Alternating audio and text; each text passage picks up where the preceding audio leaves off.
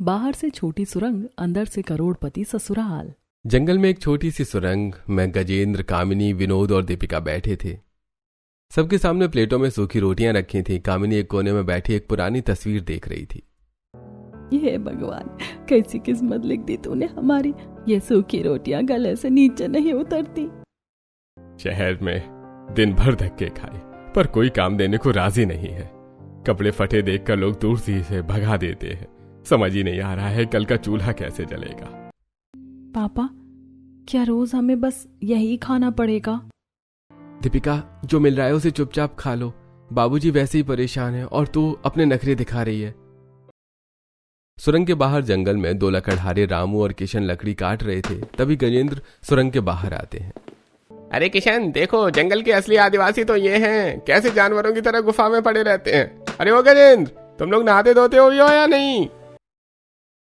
अरे रामू छोड़ ना, क्यों ना भिखारी के मुंह लग रहा है।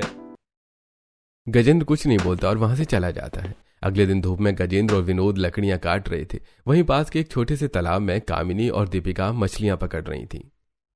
शिट यार, मेरे नेल्स में पूरी कीचड़ भर गई। ये मछली है या नागिन, हाथ में ही नहीं आ रही। चुपचाप पकड़ ले महारानी। अगर आज ये 2 मछलियां नहीं मिली ना तो रात को हवा खाकर सोना पड़ेगा। कुछ समय बीत जाता है। सभी वापस सुरंग में लौटते हैं और मछली पकाकर खाते हैं। अगले दिन दोपहर को गजेंद्र और विनोद काम की तलाश में शहर में भटक रहे थे। कई जगह से ना सुनने के बाद वो एक बड़े होटल में काम मांगने गए। सेठ जी, सुबह से कुछ नहीं खाया, कोई भी काम दे दो, हम कर लेंगे, बस थोड़ा सा पैसा दे देना। पैसे? अरे शक्ल देखिए अपनी, ऐसा लग रहा है जैसे गटर से निकल कर आए हो।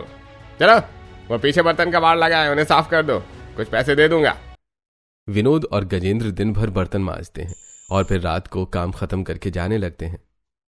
सेठ जी, सारे बर्तन धो दिए, अब हमारी मजदूरी के पैसे दे दीजिए, हमें बहुत दूर जंगल में जाना है। कोई पैसे वैसे नहीं है, ये ले, कस्टमर का बचा हुआ झूठा खाना है, इसे खा लेना और अब दफा हो जाओ यहाँ से भिखारियों। पर सेठ जी, हमारी मेहनत। निकलो यहाँ से, वरना पुलिस बुलाकर चोरी के इल्जाम में अंदर करवा दूंगा। विनोद और गजेंद्र वहां वो खाना लेकर वहां से चले जाते हैं और अपनी सुरंग में पहुंचते हैं। आज मेरी किस्मत सच में मेरे मुंह पर हंस रही है। मेरे पति और मेरे बेटे को दिन भर मेहनत करने के बाद लोगों का झूठा खाना मिला। कोई बात नहीं माँ, गरीबी में नखरे नहीं चलते। तभी दीपिका पीछे रखे एक पुराने और गंदे थैले में से कुछ कपड़े निकाल रही होती है कि अचानक थैले में से एक चम्मच गिरती है जो कि दिखने में बिल्कुल सोने जैसी थी। अगली शाम विनोद शहर से काम करके लौट रहा था। तभी उसे एक कार दिखती है जिसका एक्सीडेंट हुआ था। अरे कोई है अंदर, हेलो। कार के अंदर निहारिका बेहोश पड़ी थी। विनोद जल्दी से कार का दरवाजा खोलता और निहारिका को बाहर निकालकर अपने साथ सुरंग में ले जाता है। माँ जल्दी आओ, दीपिका जल्दी से पानी लाओ, एक्सीडेंट हुआ है इसका। हे भगवान, ये कौन है बेटा? दीपिका, वो कोने में पिसी रखी हुई जड़ी बूटियां लेकर आ जल्दी। कामिनी और दीपिका निहारिका का जड़ी बूटियों से इलाज करती हैं। 1-2 दिन बाद निहारिका को होश आता है। मैं कहाँ हूँ? ये कैसी डरावनी जगह है और तुम लोग कौन हो? मुझे मेरे घर जाना है। मेरे चाचा चाची मेरा वेट कर रहे होंगे। कहीं तुम लोगों ने मुझे किडनैप तो नहीं किया? रिलैक्स, किसी ने किडनैप नहीं किया है आपको। 2 दिन पहले जंगल के रास्ते पर आपकी कार का बहुत भयंकर एक्सीडेंट हुआ था। मैं आपको वहां से निकाल कर यहाँ लाया हूँ। घबरा मत बेटी, हम गरीब जरूर हैं लेकिन लुटेरे नहीं। हमने जड़ी बूटियां लगाकर तो तेरा इलाज किया है। तू 2 दिन से बेहोश थी। ओह, आई एम सो सॉरी, मैं बहुत डर गई थी। आप लोगों ने मेरी जान बचाई, थैंक यू सो मच। आप लोग बहुत अच्छे हैं, पर मुझे अब जाना होगा। मेरे चाचा चाची टेंशन से पागल हो रहे होंगे। निहारिका सुरंग से बाहर आती है। उसके बाद विनोद भी बाहर आता है। तभी वहां उसके चाचा उसे ढूंढते हुए आ जाते हैं। चाचा जी, चाची, थैंक गॉड आप लोग आ गए। बस वहीं खड़ी रह, हमारे पास आने की जरूरत नहीं। 2 दिन और 2 रात से घर से गायब है तू, और अब यहाँ इस जंगल में इस अनजान लड़के के साथ खड़ी है। चाची, ये आप लोग क्या बोल रहे हैं? मेरा एक्सीडेंट हो गया था, मेरी कार।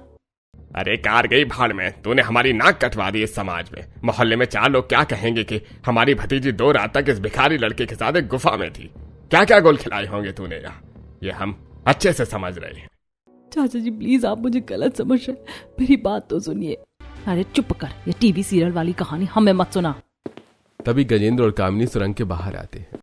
अरे साहब जी, बच्ची सच कह रही है। ये 2 दिन से बेहोश हालत में थी, आज ही इसे होश आया है। ए भिखारी, तू मुझे मत सिखा। और तू कान खोल कर सुन ले, अब तू हमारे घर वापस नहीं आएगी। अगर तुझे साथ ले गए ना तो लोग हम पर थूकेंगे। वैसे भी तू हमारे सिर पर एक बोझ ही थी। चलो अच्छा हुआ, इसी बहाने तुझसे छुटकारा तो मिला।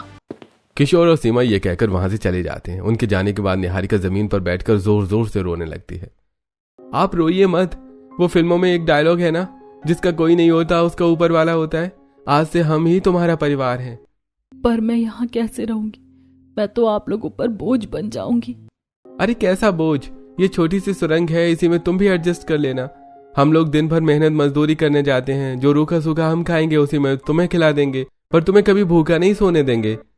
कुछ समय बीत जाता है और रात हो जाती है। निहारिका एक चटाई पर लेटी थी, उसे बिल्कुल भी नींद नहीं आ रही थी।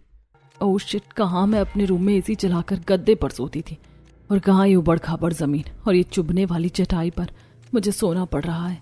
सीरियसली लाइफ ने मेरा एकदम मोए मोए कर दिया है। पर अब कर भी क्या सकती हूँ, चाचा चाची ने तो मुझे कचरी की तरह निकाल फेंका। अब जब तक कोई रास्ता नहीं मिलता तब तक मुझे यहीं एडजस्ट करना पड़ेगा। अगली सुबह विनोद अपनी कुल्हाड़ी उठाकर लकड़ियां काटने के लिए जंगल की तरफ जा रहा था। निहारिका भी जल्दी से उठकर उसके पीछे पीछे जाने लगती है। लाओ कुल्हाड़ी मुझे दो, मैं भी लकड़ी काटूंगी। मैं यहाँ फ्री की रोटियां नहीं तोड़ने वाली। अरे रहने दो मैडम, ये कोई लैपटॉप का कीबोर्ड नहीं है जो तुम अपनी आसानी से चला लोगी, चोट लग जाएगी। अरे लाओ भी, मुझे सब आता है। निहारिका विनोद से कुल्हाड़ी लेकर कुल्हाड़ी को एक लकड़ी पर मारती है, लेकिन कुल्हाड़ी फिसलकर निहारिका के हाथ में लग जाती है और उसे चोट लग जाती है। मम्मा बहुत तेज दर्द हो रहा है, खून आ गया। अरे कहा था ना मैंने, तुम लोग एकदम फूलों जैसी नाजुक होती हो, तुमसे ये सब मेहनत वाला काम नहीं होगा, रुको जरा। विनोद जल्दी से पास से एक पेड़ की पत्ती तोड़ता है और निहारिका के घाव पर लगा देता है।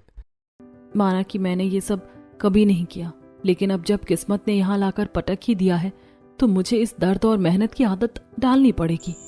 रात का समय हो जाता है। सुरंग में सभी बैठकर खाना खा रहे थे। सभी की थाली में थोड़ा थोड़ा खाना रखा हुआ था। निहारिका ने अपना खाना खत्म कर लिया था। शिट यार, मेरा तो पेट ही नहीं भरा, पर अब मैं और कैसे मांगू? इनके पास तो खुद खाने को इतना कम है। विनोद निहारिका को देख रहा था और वो उसके मन में चल रही बात को समझ गया था। मेरा तो पेट भर गया, आज लकड़ियां काटते वक्त जंगल में बहुत सारे मीठे फल मिल गए थे, मैंने वही दबाकर खा लिए। विनोद अपने हिस्से का खाना निहारिका को दे देता है। ये लो, ये तुम खा लो। थैंक यू विनोद, तुम सच में बहुत अच्छे हो। कुछ समय बीत जाता है। निहारिका सुरंग के बाहर खड़ी थी और बहुत दुखी थी। तभी विनोद उसके पास आता है। अरे क्या बात है मैडम, ऐसे देवदास वाली शक्ल बनाकर क्यों खड़ी हो? कहीं चांद को देखकर अपने उस एसी वाले रूम को तो मिस नहीं कर रही? नहीं, बस ऐसे ही, नींद नहीं आ रही थी। अरे नींद कैसे आएगी, यहाँ कोई अरिजीत सिंह के सैड सॉन्ग थोड़े बज रहे हैं। वैसे तुम्हारी शक्ल इस वक्त बिल्कुल अर्जुन कपूर की तरह लग रही है, जिसे देखकर समझ ही नहीं आता कि वो हंस रहा है या रो रहा है। शट अप विनोद, तुम बहुत मजाक करते हो। निहारिका और विनोद दोनों बातें करने लगते हैं। सुरंग के अंदर खड़े कामिनी और गजेंद्र उन्हें देख रहे थे। देख रहे हो जी, दोनों साथ में कितने अच्छे लग रहे हैं। बेचारी जब से आई थी आज पहली बार इतना खुलकर हंसी है।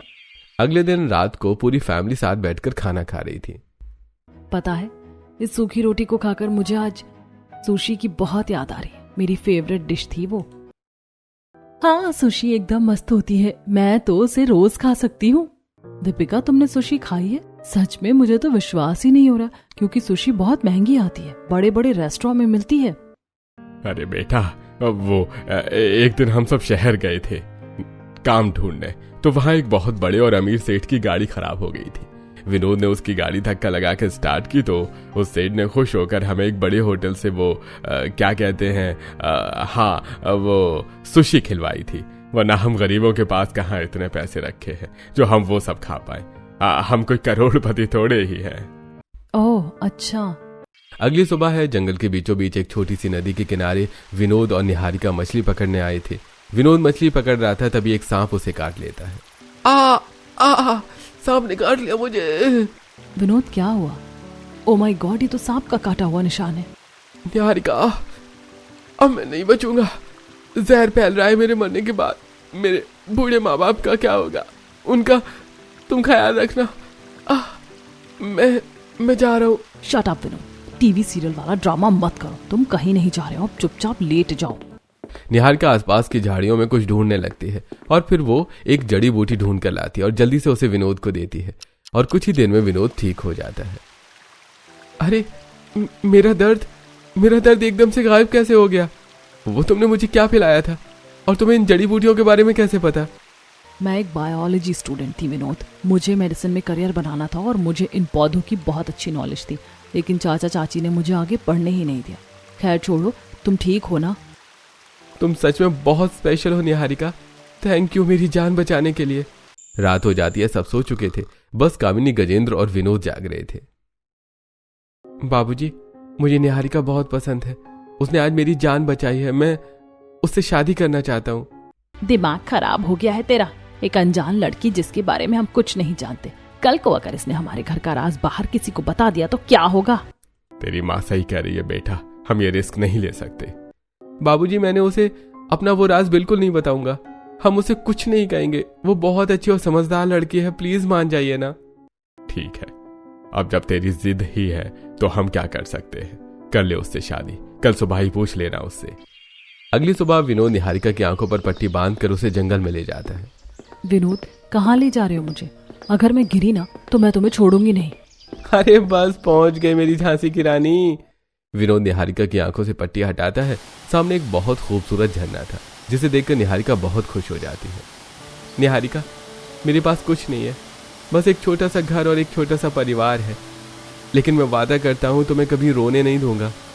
क्या तुम इस गरीब विनोद की हमसफर बनोगी? Will you marry me? सच में विनोद, तुम सबसे अच्छे हो। तुमने मुझे एक सेफ स्पेस दिया है और एक परिवार दिया जो कभी मेरे पास नहीं था। मैं तैयार हूँ तुमसे शादी करने के लिए। कुछ दिनों बाद पास के एक छोटे से मंदिर में विनोद और निहारिका की शादी हो जाती है। फिर उसका सुरंग में गृह प्रवेश होता है। गृह प्रवेश के बाद सारा परिवार एक साथ बैठा था। आज से ये गरीब का घर ही तेरा ससुराल है निहारिका। बहू, अब तो तू इस घर की बहू बन गई है, पर सच कहूँ तो हमें बहुत शर्म आ रही है। हमारे पास तुझे देने के लिए कोई सुख सुविधा नहीं है। हमारे पास अच्छा काम धंधा भी नहीं है। जो रूखा सूखा थोड़ा बहुत मिलता है वही खाकर गुजारा करते हैं। अब तुझे इस घर को अपने हिसाब से संभालना है। पापा जी, आप लोग बिल्कुल फिक्र मत कीजिए, मैं सब कुछ अच्छे से संभाल लूंगी। मेरे चाचा चाची ने तो मुझे कचरे की तरह निकाल दिया था, पर आप लोगों ने मुझे अपनाया। मैं सब कुछ ठीक कर दूंगी, ये मेरा वादा है। अगली सुबह सब सो रहे थे, लेकिन निहारिका जाग गई थी और वो जंगल में जाकर लकड़ियां काट रही थी। कम ऑन निहारिका, तू कर सकती। चाचा चाची ने तुझे नाजुक कहा था ना, अब तो उन्हें दिखा दे कि तू खतरों के खिलाड़ी की विनर से कम नहीं है। निहारिका लकड़ियां काटकर वापस सुरंग में लौट आती है और वो फिर नदी किनारे मछली पकड़ने जाती है और मछली पकड़कर वापस सुरंग में आती है। और फिर निहारिका सुरंग में बने हुए टूटे चूल्हे को ठीक करके उस पर मछलियां पकाना शुरू कर देती है। सीरियसली भाभी, आप सुबह सुबह उठकर लकड़ियां भी ले आई और मछली भी पका ली। भाभी, आपने तो कमाल कर दिया। निहारिका, सच में तुमने कमाल कर दिया। पूरा परिवार निहारिका की इतनी मेहनत से घर संभालते देखकर बहुत खुश हो जाता है। कुछ समय बाद दोपहर को निहारिका जंगल से लाल मिट्टी और कुछ जंगली फूल लेकर आती है और सुरंग को सजाना शुरू कर देती है।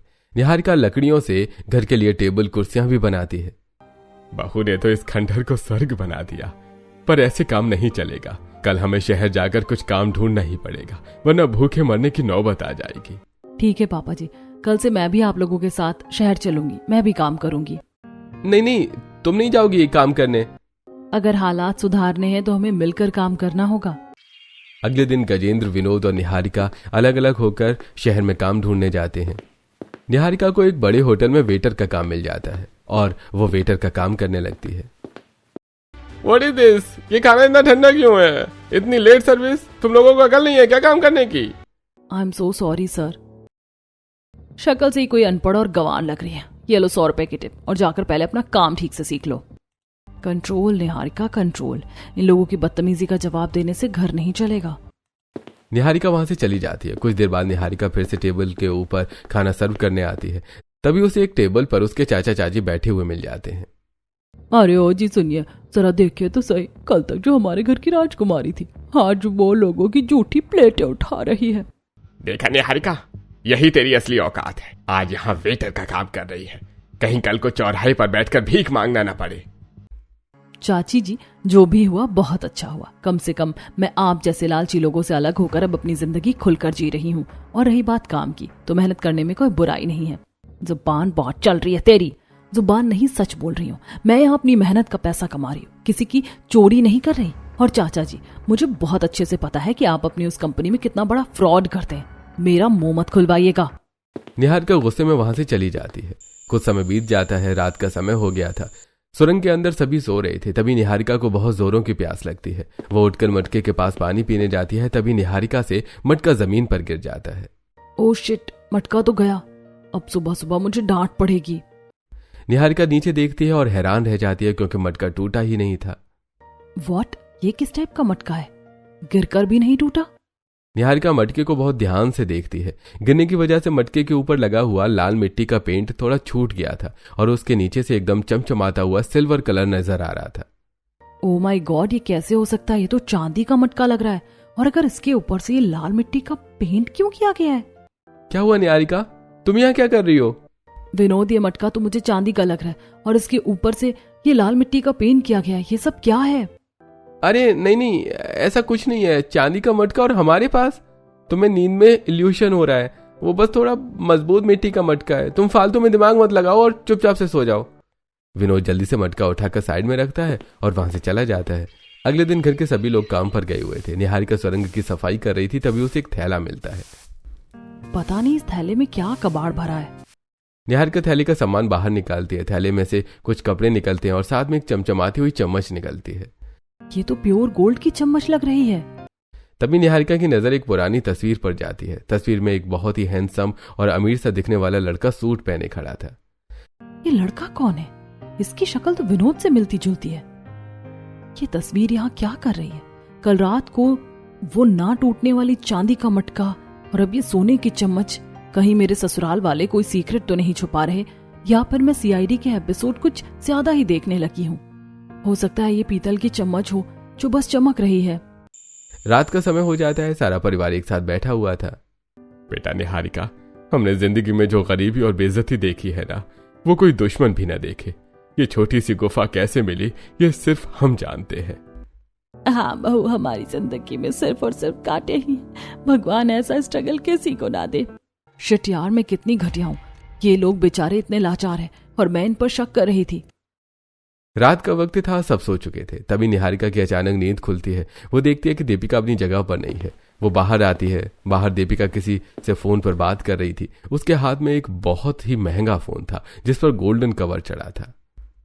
दीपिका, इतनी रात को किससे बातें कर रही हो? और तुम्हारे हाथ में ये इतना महंगा गोल्डन कवर वाला फोन कहाँ से आया? फोन? कौन सा फोन भाभी? मैं अंधी नहीं हूँ दीपिका, मैंने अभी तुम्हारे हाथ में फोन देखा है। अरे वो भाभी, चांद की रोशनी थी। चांद की रोशनी सीधा मेरे हाथ पर पड़ रही थी ना, तो वो इतना शाइनी शाइनी सा इल्यूशन क्रिएट हो गया। चांद की रोशनी? इसने क्या मुझे पागल समझ रखा है? ओह अच्छा, हाँ मुझे ही गलतफहमी हो गई होगी। निहारिका ये बोलकर वापस सुरंग के अंदर चली जाती है। अगले दिन निहारिका होटल में वेटर का काम कर रही थी। तभी होटल का मालिक सुरेश उसे एक पार्सल देता है। ओए निहारिका, ये पार्सल हमारे दूसरे वाले नए वीआईपी होटल में देकर आ, जल्दी जाना। निहारिका पार्सल लेकर उस वीआईपी होटल में पहुंचती है। होटल बहुत बड़ा था। हर टेबल पर खाना सोने और चांदी के बर्तनों में सर्व किया जा रहा था। ओह माय गॉड, ये जगह है या कोई राजमहल? यहाँ तो एक प्लेट खाने की कीमत मेरी पूरी जिंदगी की सैलरी से ज्यादा होगी। मेरी तो यहाँ खड़े होने की भी औकात नहीं लग रही। निहारिका जैसी काउंटर की तरफ बढ़ती है तभी उसकी नजर एक टेबल पर पड़ती है जहां 4 लोग बैठे थे और वो लोग कोई और नहीं बल्कि गजेंद्र, कामिनी, विनोद और दीपिका थे। एक्सक्यूज मी भैया, वो जो सामने वाली टेबल पर फैमिली बैठी है वो यहाँ कैसे आई? मैम, वो लोग हमारे इस होटल के सबसे रेगुलर और सबसे वीआईपी गेस्ट हैं। उनके लिए तो हमेशा ये कॉर्नर वाली टेबल बुक रहती है। निहारिका उन्हें गौर से देखती है। वो देखती है कि सभी ने बहुत ज्यादा मेकअप किया हुआ था। सभी बहुत अच्छे लग रहे थे। ये इम्पॉसिबल है। मेरी सास के पास तो ढंग की चप्पल भी नहीं है। या तो इस दुनिया में सबके जुड़वा होते हैं या फिर मैं पूरी तरह से पागल हो चुकी हूँ। मुझे कुछ इल्यूजन हो रहा है पक्का। निहारिका चुपचाप पार्सल काउंटर पर रखती है और वहां से चली जाती है। रात का समय हो जाता है। सुरंग में सब एक साथ बैठकर खाना खा रहे थे। आप लोगों को पता है, आज मैं सेठ जी के उस वीआईपी होटल में गई थी। वहां मैंने बिल्कुल आप लोगों जैसी एक फैमिली देखी। मतलब डिट्टो आप लोगों की कॉपी। अरे क्या बात कर रही है बहू, हम और उस होटल में? बेटा हम पर तो इतने पैसे भी नहीं है कि हम उस होटल के बाहर खड़े भी हो सके। हम थोड़े ही कोई करोड़पति हैं। अरे पापा जी रिलैक्स, मैं भी ना कुछ ज्यादा ही सोचती हूँ। मुझे लगता है जब से मैं इस जंगल में आई हूँ मैंने कोई अजीब सी जंगली जड़ी बूटी खा ली है, जिससे मुझे ये सब इल्यूजन्स हो रहे हैं। रात के 2 बज रहे थे। निहारिका की अचानक नींद खुलती है। वो प्यास लगने पर उसी मटके के पास जाती है। पानी पीते वक्त उसकी नजर नीचे पड़े कुछ कागजों पर पड़ती है। ये कचरा यहाँ किसने फेंका?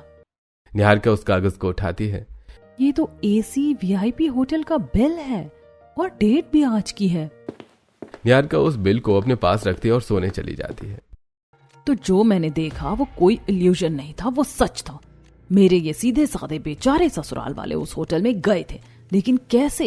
इनके पास तो इतने पैसे भी नहीं है कि ये 2 वक्त का सही से खाना खा सके। मुझे तो कुछ समझ नहीं आ रहा। दोपहर का समय था। सारे घर वाले काम पर लगे हुए थे। निहारिका अकेली थी। वो साफ सफाई करते हुए ऊपर की तरफ देखती है, जहाँ एक पुरानी लकड़ी की अलमारी है। उस पर कुछ मिट्टी के बर्तन रखे थे। ये ऊपर वाला कोना तो एकदम भूल भुलैया का सेट लग रहा है। आज इसे भी चमका ही देती हूँ। निहारिका एक कुर्सी के ऊपर चढ़ती है और वो सारे बर्तन एक एक करके नीचे उतार लेती है। फिर वो एक गीला कपड़ा लेकर उन बर्तनों को साफ करने लग जाती है। जैसे ही वो एक बर्तन को साफ करती है उसके ऊपर का लाल मिट्टी वाला पेंट पानी के साथ छूटने लगता है। ये क्या है? ये पीला पीला क्यों चमक रहा है? निहारिका उस बर्तन को और अच्छे से साफ करती है। निहारिका साफ होने के बाद उसे बर्तन को देखकर हैरान रह जाती है, क्योंकि वो बर्तन सोने की तरह चमक रहा था। ये तो प्योर गोल्ड लग रहा है और ये बाकी बर्तन भी सोने के लग रहे हैं। इन पर जानबूझकर मिट्टी का लेप लगाया है ताकि ये कबाड़ लगे, लेकिन इन लोगों के पास इतने महंगे बर्तन कहाँ से आए? क्या चोरी की है इन्होंने? निहारिका एक बर्तन अपने बैग में छुपा लेती है और बाकी बर्तनों पर वापस थोड़ी मिट्टी लगाकर उसे उसी अलमारी पर रख देती है। शाम के समय निहारिका शहर के सुनार के पास जाती है और उसे वो बर्तन दिखाती है। अरे मैडम ये तो एकदम प्योर गोल्ड है। बहुत महंगे आते हैं इस तरह के बर्तन, कोई खरीद नहीं पाता। जो करोड़पति होता है वही खरीद पाता है इनको। निहारिका दुकान से बाहर चली जाती है। तो मुझे कोई इल्यूजन नहीं हो रहा था। वो ना टूटने वाला सिल्वर मटका, वो थैले वाली गोल्डन चम्मच, दीपिका के हाथ में वो शाइनी गोल्डन कवर वाला फोन, वो वीआईपी होटल का बिल, और अब ये प्योर गोल्ड का बर्तन। ये पूरी की पूरी फैमिली मेरे साथ गेम खेल रही है। ये लोग कुछ बहुत बड़ा सीक्रेट छुपा रहे हैं। मैं ये राज बाहर निकाल कर ही रहूंगी। उधर सुरंग में गजेंद्र, कामिनी, दीपिका सभी एक साथ बैठे हुए थे।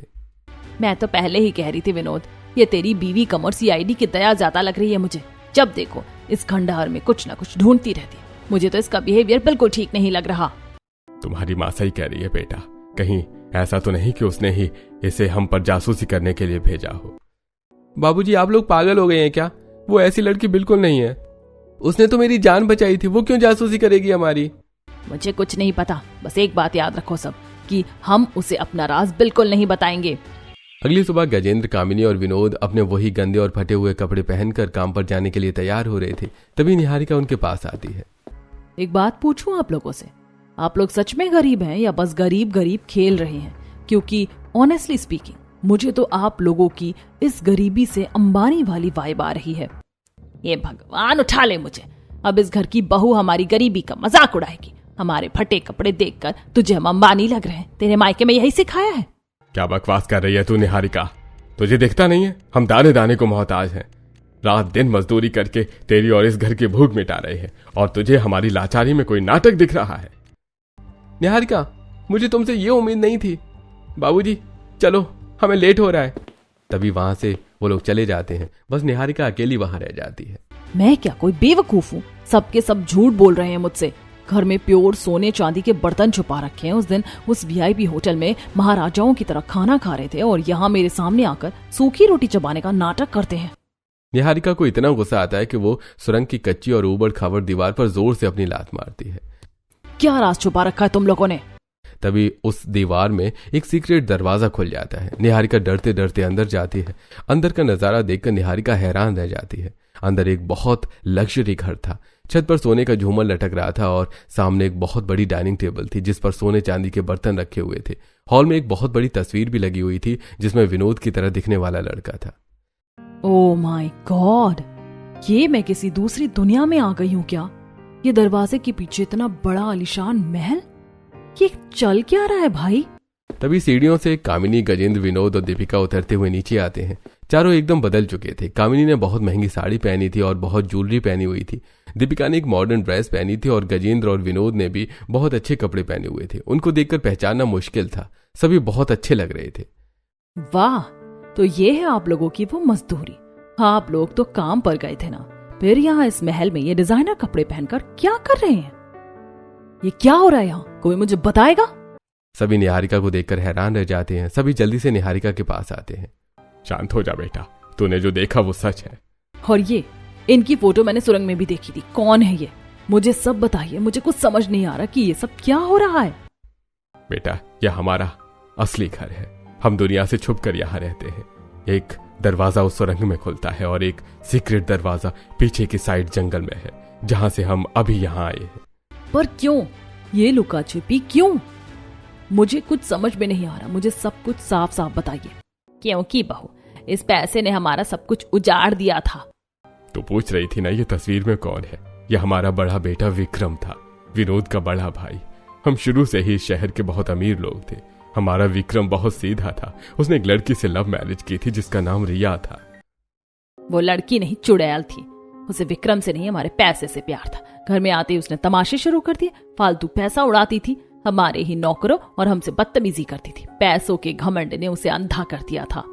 फिर एक दिन मार्केट में हमारे कुछ दुश्मनों ने एक झूठी अफवाह फैला दी कि हमारा बिजनेस डूब गया है, हम गरीब हो गए हैं और हम पर करोड़ों का कर्जा हो गया है। निहारिका, जिस दिन वो खबर अखबार में छपी, उसी शाम रिया मेरे भाई को छोड़कर अपने किसी अमीर एक्स बॉयफ्रेंड के साथ भाग गई। मेरा विक्रम ये धोखा बर्दाश्त नहीं कर पाया और उसने उसी रात खुद को खत्म कर लिया और वो हमें छोड़कर चला गया। कुछ दिनों बाद उस चुड़ैल रिया को पता चला कि हमारा पैसा नहीं डूबा और हम अभी भी करोड़पति हैं, तो वो वापस आ गई। उसने हम पर गंदे गंदे पुलिस केस कर दिए।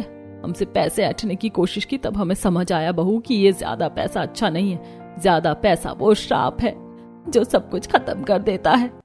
जैसे तैसे हमने उस रिया से अपना पीछा छुड़वाया और फिर उस दिन हमने कसम खा ली कि हम दुनिया की नजरों में सच में गरीब हो जाएंगे। हमारा दुनिया पर से भरोसा उठ गया था, इसलिए हमने ये सीक्रेट घर बनवाया और बाहर उस सुरंग में भिखारियों की जिंदगी जीने लगे। निहारिका ये सब सुनकर इमोशनल हो जाती है और रोने लगती है। आई एम सो सॉरी, मुझे ये सब बिल्कुल नहीं पता था। पर आप लोगों ने मुझे क्यों नहीं बताया? क्योंकि हमें डर था बेटा। हम विनोद को फिर से किसी लालची लड़की के हाथ में नहीं सौंपना चाहते थे। हमें लगा शायद तू भी शहर की है, रिया की तरह होगी और आकर सब कुछ बर्बाद कर देगी, इसीलिए हमने तुझे ये सच नहीं बताया। क्योंकि पैसा एक ऐसी चीज है जो अच्छे इंसान को भी बुरा बना देता है। पर तुमने हमें गलत साबित कर दिया निहारिका। तुमने उस सुरंग को ही अपना घर मान लिया और तुमने वहां रहने के लिए स्ट्रगल किया। होटल में झूठे बर्तन उठाए पर शिकायत नहीं की। हमें पता चल गया कि तुम पैसों से नहीं, परिवार से प्यार करती हो। और वो रिया आज भी हमें ढूंढ रही है लूटने के लिए, पर उसे लगता है कि हम सच में सड़क पर आ गए हैं, इसीलिए वो हमसे अभी दूर है। इसलिए हमें इस तरह से रहना पड़ता है बहू।